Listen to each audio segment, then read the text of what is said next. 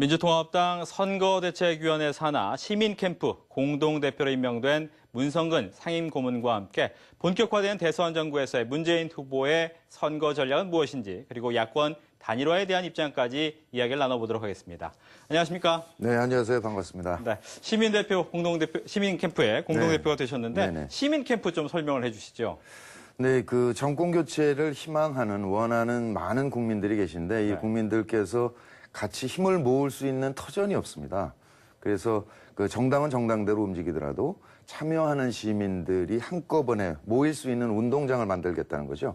2002년 대선을 생각해 보면 그 당시에는 인터넷에 준정치결사체 사이트라고는 노사모가 유일했었거든요. 예. 근데 지금 문재인 후보 사이트도 있고, 김두관 후보도 있고, 손학규 후보, 정세균 후보 다 있고요. 또 바깥에 뭐 미권수도 있고, 또 국민의 명령도 있고 그렇습니다. 그러니까 이렇게 다 각자 정체성이 있고 사이트들이 있는데 정체성을 지키되 이 모두가 같이 움직일 수 있는 운동장을 만들어야 된다라고 생각을 한 거죠. 또 다른 통합의 장을 만드는 겁니까? 그렇죠. 시민과 소통하는 정당 구조가 우리 민주통합당이 앞으로 갈 길이거든요. 네. 그러니까 이번 대선 국면에서 그 정당의 진화되는 과정을 만들어가는 거죠. 그렇군요. 네. 이제 그동안 뭐 여러 가지 영입 얘기를 좀 넘어가 보겠습니다. 많은 이제 문재인 캠프에서 영입이 있었는데 특히 네. 한강욱 전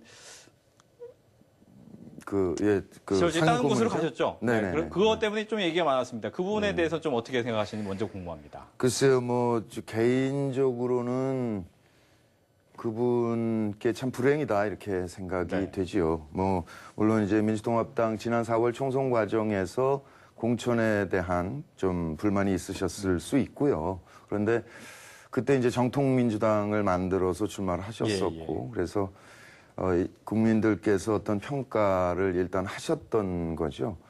근데 그렇게 결정을 하신 것에 대해서 많이 아프게, 저 개인적으로 가슴 아프게 생각합니다. 네. 혹자들은 이제 민주당에서 그동안 동교동계에 대해서 좀 홀대한 거 아니냐, 거기에 대한 반발 아니냐, 뭐 이런 얘기도 있습니다.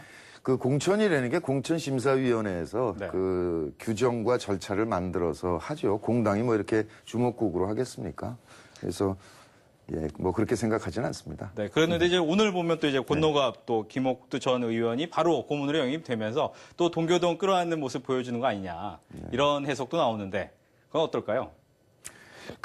우리 민주통합당은 그 국민의 정부와 참여정부 10년, 네. 거기 공과 과를 다 승계하는 정당입니다. 그러니까 이렇게 특별히 이렇게 나누기도 참 쉽지 않은 그런 구조로 돼 있고요. 그러니까 특히 이제 모두 다 힘을 합쳐서 뭐랄까 그 조금의 갈등이라든가 이런 부분이 있을 수 있었는데 과거에 그러다 보니까 지금과 같은 이명박 정부를 만나게 되는 거 아닙니까? 그러니까 조그만 차이가 있더라도 어떻게든 크게 그 힘을 합쳐야 된다라는 공통 인식이 있기 때문에 지금 힘을 합치고 있는 과정인 거죠. 네.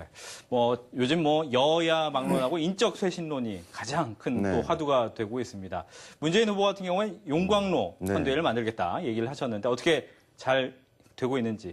네, 지금 문재인 후보 개인의 지지도도 높아가고 있고요. 또 민주통합당의 정당 지지도가 어제 어떤 조사에서는 새누리당을 넘어갔더라고요. 그러니까 몇 개월 만에. 그러니까 전반적으로 문재인 후보께서 안정감을 주면서 동시에 이 당내 그 융합이라 그럴까, 통합이라 그럴까 이런 거를 잘하고 계시다라고 국민께서 평가하고 계시다 이렇게 생각합니다. 그렇군요. 하지만 또 많은 사람들이 이제 선대위에 다 포함되지 않았습니까? 네. 그러다 보니까 너무 체계가 없는 거 아니냐, 다 너무 중구난방일 수 있다 이런 지적도 나오는데. 정말 그 구성원들이 그러니까 이렇게 지도부에서 어떤 일을 주문하기 전에 내가 무엇을 할 수 있고 도움이 될 수 있을까를 찾아서 하면 문제는 덜 할 겁니다. 그런데 이게 일을 나눈다든가 이런 부분에서는 조금 이게 시간이 걸릴 수 있는 그런 여진이 있을 것이다라고 생각이 되죠. 그렇군요. 또 최근에 뭐 이런 얘기를 또 직접적으로 하게 되는데 친노에 다시 대두다. 이런 얘기가 나오고 있습니다. 그중에 한 분으로 또 문성근 대표도 또 거론이 되고 있는 것 같은데 그 부분에 대해서는 어떻게 보십니까?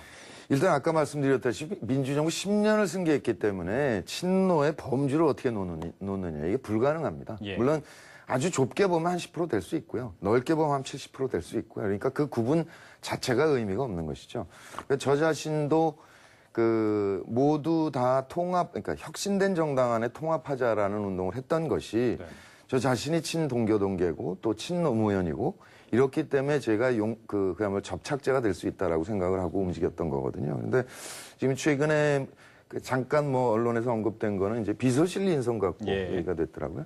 근데 지금 선거 70일 남았습니다. 그야말로 눈빛만 봐도 알 수 있고 또는 이분의 이 쓰는 말투 또는 생각 구조 이런 것을 알려면 적어도 2, 3년은 알아야 가능하지 않습니까? 그래서 비서실 인선은 당연히 늘 같이 일했던 사람하고 하는 게 옳죠. 그것까지 문제 제기한다면 그건 이제 일부러 이렇게 문제 제기하는 거라고 생각합니다. 네. 그렇지만 이런 부분은 좀 고민해 볼 만할 것 같습니다. 왜 이렇게 사람들이 친노에 대해서 거부감을 갖게 됐을까? 왜라고 생각하십니까? 글쎄 조금 전에 조기숙 교수가 오마이뉴스에 기고한 글이 있더라고요. 네. 친노 왕따 현상이라는 거죠. 그러니까 거기에 이제 긴 역사적인 배경이 있겠죠. 그러니까 이게 호남 포위라 그럴까요? 3당 합당 시절에. 그렇게 된 상태에서 노무현이라는 정치인은 이렇게 지역이 갈라져서 갈 수는 없는 것이다. 그래서 힘을 합쳐야 된다라고 주장을 했기 때문에 어떻게 보자면 이 사회 기득권 세력의 입장에서는 도전자의 입장이었고 도전자로 보였고 그러니까 싹을 밟아버리겠다라는 뜻으로 친노 프레임을 계속 사용한 것이 아닌가라는 생각이 있고요. 근데 그러함에도 불구하고 그러니까 참여정부 때 노무현 대통령과 모든 것을 시작한 분들, 네. 그분들 경우에 바깥에서 그렇게 자꾸 얘기가 된다면 또 자성하면서 그런 지적이 없도록 노력해야 되는 것은 필요하다고 생각합니다. 그렇다면 문재인 후보는 그런 자성과 문제를 해결할 수 있는 능력을 갖고 있다. 이렇게 근데 지금 이미 그렇게 잘하고 계시지 않습니까? 영광로 선대위가 제대로 만들어지고 있고 국민의 평가도 좋게 나오고 있는 거고요. 알겠습니다. 네. 이번엔 단일화 문제로 넘어가겠습니다. 네. 아무래도 가장 큰 화두가 이제 야권 단일화가 될 텐데 네. 우선 어떻게 예상하십니까? 됩니다. 야권 됩니다. 될 수밖에 없습니다. 네. 그거는 우선 한나라당 세력의 확산을 막아야 되겠다는 입장을 분명히 밝힌 적이 있고요. 그리고 단일화를 위해서는 전제 조건이 정치 혁신을 얘기하셨지 않습니까? 근데 정치 혁신은 이미 민주통합당이 가고 있는 방향이고요. 그 정당 혁신의 내용은 합의하기가 아주 쉽습니다. 그리고 이제 역사적으로 본다면 이제 87년 분열에 대한 상처, 네. 그 분노가 국민들께 굉장히 크거든요. 그러니까 정말 돌팔매를 어마어마하게 맞을 각오가 돼 있다면 그 누구라도 그렇게 하실 수는 있겠지만 역사의 경험이 있기 때문에 그런 어리석은 짓을 할 거라고 생각되지 않고요. 또 정치공학적으로 보자면 양김씨 경우는 실제로 50년대부터 민주당 신구파의 갈등이 있었습니다. 경쟁 구도가 있었고요. 네. 그게 벌써 한 30년 지난 다음 아닙니까? 이제 그런 오랜 역사적인 배경이 있었기 때문에 쉽지 않은 측면이 있었는데 이렇게 안 두 분 경우에는 그야말로 어떤 몇십 년 한 분들이 아니고 흐름 속에서 소명의식 갖고 나온 분들이기 때문에 그런 일은 있을 수가 없죠. 그렇다면 이제 된다는 조건 하에서 네. 어떤 방법을 해야 될까를 고민해야 될 것 같은데 문 대표께서는 전에 이제 원샷 경선을 이제 출마 전부터 얘기를 하셨죠. 네. 이번에는 그럼 과연 어떻게 해야 될 것 같습니까? 근데 원샷 경선은 안철수 교수께서 이제 그 결단이 상당히 이렇게 늦어졌기 때문에 이제 물 건너간 거고요. 현재 남은 방법은 세 가지죠. 하나는 여론조사고요. 하나는 정치 협상. 그다음에 하나는 국민 경선 방식이 되겠습니다. 근데 여론조사 경우는 2002년 경우에 정몽준 후보가 갑자기 부상했기 때문인데 네. 사실 안철수 교수는 작년부터 언급이 되셨지 않습니까? 근데 그냥 계속 세월 보내다가 지금 와서 여론조사하자 이건 국민께 대한 도리가 아니다라고 생각이 되고요. 정치협상 경우는 국민들 보시기에는 쌈박하고 좋습니다. 간단하고요. 그렇지만 문재인 후보를 지지하는 분들과 안철수 교수를 지지하는 분들이 교집합도 있지만 다른 부분도 있거든요. 그러니까 이분들이 다 같이 합쳐지려면 역시 국민 경선 방식이 합리적이다라고 생각됩니다. 그 방법은 얼마든지 있죠. 그렇다면 문재인 후보, 안철수 후보 중에 어느 후보가 유리하다고 보십니까? 단일화를 할 때. 글쎄 저는 일단 민주통합당 당원입니다. 네. 그리고 또 이제 정당 배경이 있으시기 때문에 아무래도 문재인 후보가 좀 유리하시지 않겠는가라고 생각되지만 그거야 이제 국민들께서 선택하실 일이죠. 하지만 만약에 안철수 후보가 되게 네. 된다면 당은 없는 상태 아닙니까? 그럼 네. 민주당의 입장에서 어떻게 해야 됩니까?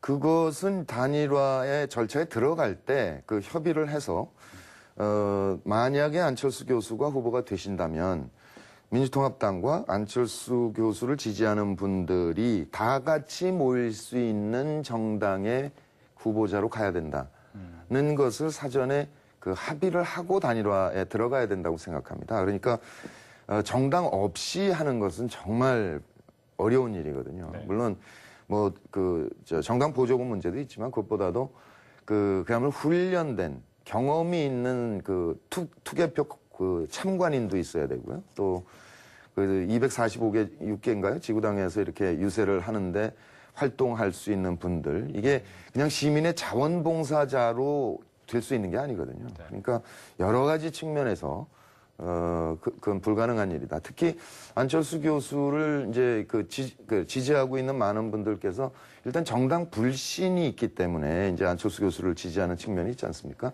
근데 만약에 이것을 정당 구조 안에 수용해내지 못한다면 누가 되시더라도 이번에 2017년에 우리는 또다시 정당권 바깥에서 또 다른 안철수를 찾아야 되거든요. 그러니까 안철수 교수께서 무당파의 지지를 받고 계시다면 이 무당파까지 어떻게 같이 가는 정당을 형성할 것인가. 네. 이게 소명이라고 생각합니다. 그러니까 그걸 저버리실 거라고 생각하지 않는 거죠. 네. 시민 캠프가 아마 그 무당파, 네. 시민사회를 또 엮을 만한 역할을 하시게 될 것 같은데 네, 어떻게 하실 그렇습니다. 생각이십니까? 일단은 아까 말씀드렸다시피 여러 사이트로 나뉘어져 있는 분들이 같이 모일 수 있는 사이트를 개설하고 그다음에 이제 찾아가는 앱이죠. 네. 그렇게 해서 회원 10만, 그다음에 앱을 다운받는 이렇게 관심 가진 적극적인 시민들 100만 이렇게 해서 형성해 나가려고 합니다. 그리고 또 한편에서는 저 개인적으로는 그 시민 캠프 안에서 뭐랄까 정책 홍보단이라고 할까요? 그래서 많은 시민 자원봉사자들과 함께 또 전문직에 있는 분들과 함께 전국을 돌면서 이제 민주통합당의 정책 홍보 투어를 해나가려고 합니다. 알겠습니다. 지금까지 민주통합당 선대위의 시민 캠프 문성은 공동대표 이야기를 나눠봤습니다. 오늘 말씀 고맙습니다. 네, 고맙습니다.